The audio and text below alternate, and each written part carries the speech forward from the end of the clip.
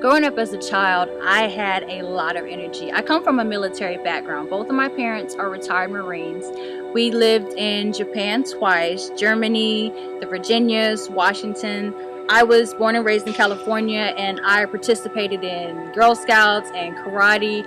I just had a lot of energy as a child, so it never occurred to me that 20 to 25 years later that one day I would become sick and my health would fail me. As a child, I had to move around a lot with my parents being active duty in the military. So it was hard for me to be able to cope with having to make new friends and having to adjust to a different town and a new school. And surprisingly, I got teased a lot because of my small frame and me just being so tiny and tall that a lot of kids teased me. So there were many times where I would run home crying to my mom, asking her, why did God make me this way, and why couldn't I just be like the other kids?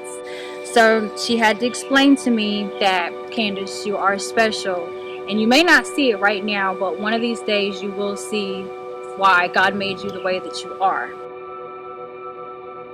In high school, it wasn't any better. I still got teased. I was called anorexic. I was called bulimic. The kids said that I was so poor I couldn't afford food. That's why I was so small. At first, I wasn't sure if things would be different at college. I was a little resilient at first to attend Grambling State University, but once I enrolled here, I saw that things were different. I was no longer the girl that was teased. I literally found myself. I was able to come within my own skin. I was able to love myself for who I was because I saw that I was not just the only person around who had a small frame. There were other guys, there were other girls that were just like me. So I was able to relate with them for having a small frame and a high metabolism, being able to eat so much and not being able to gain weight. Joining ROTC at Grambling was a memorable experience for me. Having been in the military already, I was able to get a better grasp at training and understand how a leader is supposed to operate. But it wasn't until I went overseas on a deployment in 2013 that I was able to appreciate everything and every sacrifice that each service member in United States Armed Forces did for this country. After returning home from a deployment and readjusting back to everyday life, I then started working at Youth Challenge program at Camp Minden, Louisiana, where I was a cadre/instructor for teens. The program, which lasts 5 months long, is for at-risk youth who haven't made exactly the best decisions in life.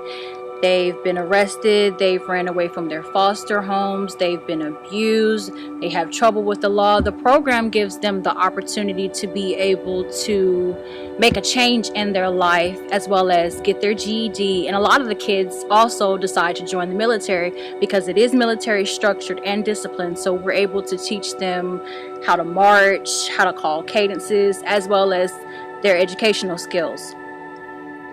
After working at YCP for almost 8 months, I then started to notice that my health was failing me a bit.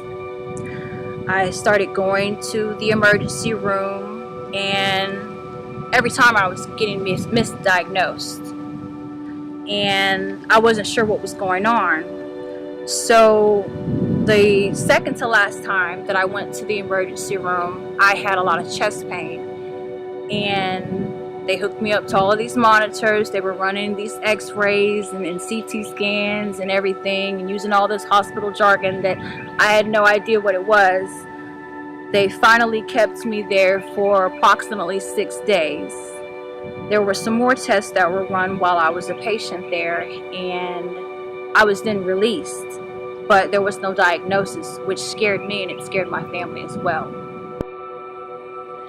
I was then referred to the VA hospital located in Shreveport, and my aunt was with me.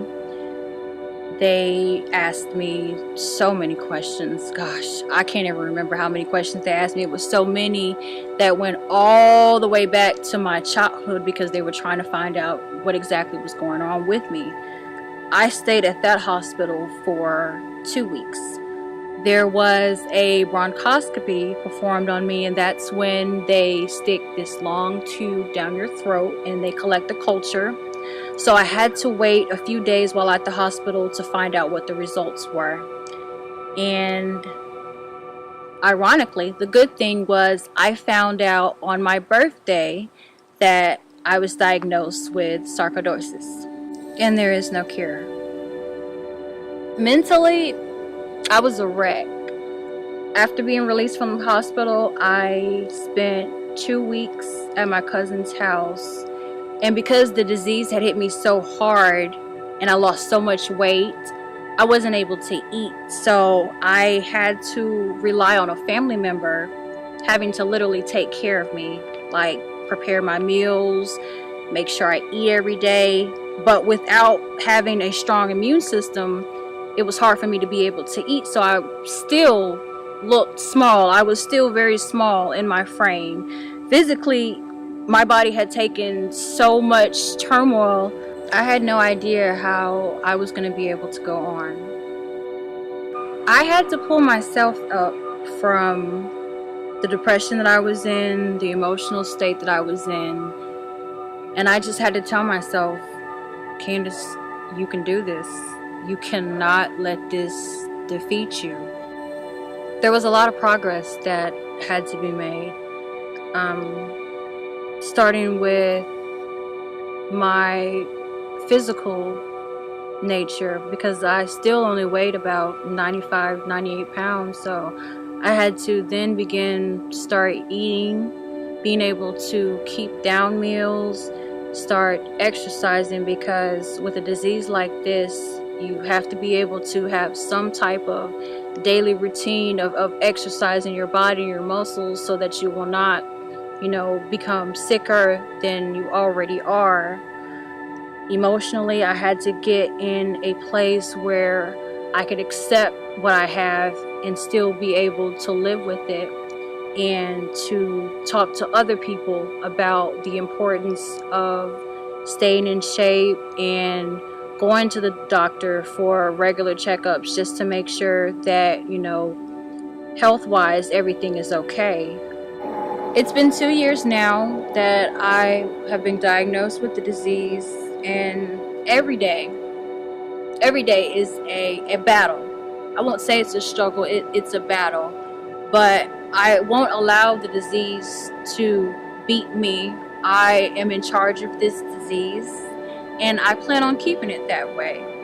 I go to my doctor's appointments, I take my medicine regularly, I eat right, I exercise, I do everything that I'm supposed to do to be able to have this disease, as opposed as the disease having me.